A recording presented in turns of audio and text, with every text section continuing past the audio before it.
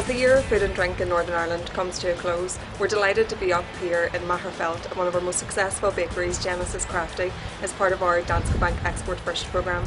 Today we will hear the growth story of Genesis Crafty, who started their export journey in markets such as GB and ROI, the path many of our local businesses follow, particularly in the food industry.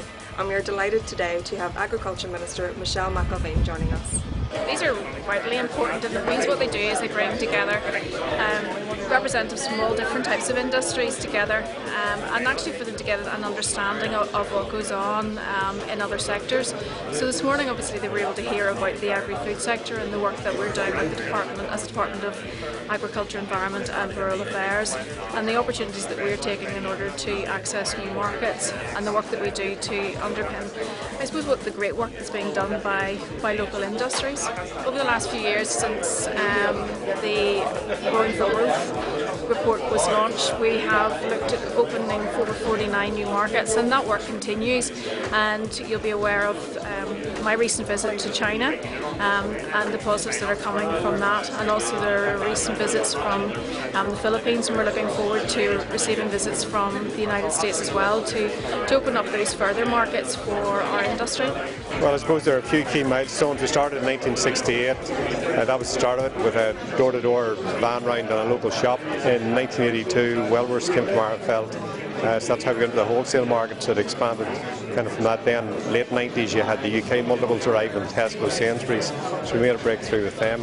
In 1993 we had moved premises to a much bigger site, from maybe a 3,000 square foot bakery downtown to 15,000 square feet here, which have now subsequently made 35,000 with the most recent extension.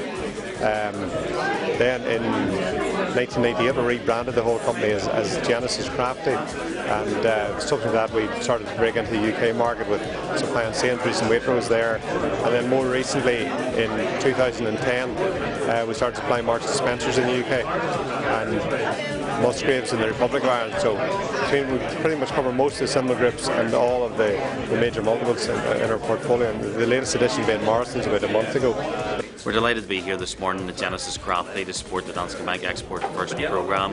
We're looking at how the benefits of export to business in terms of growing sales, the improving economies of scale through increased production, the efficient use of R&D in terms of tweaking existing products for new markets, and how Danske Bank come alongside those businesses and help with innovative products and solutions and access to local expertise and local experts.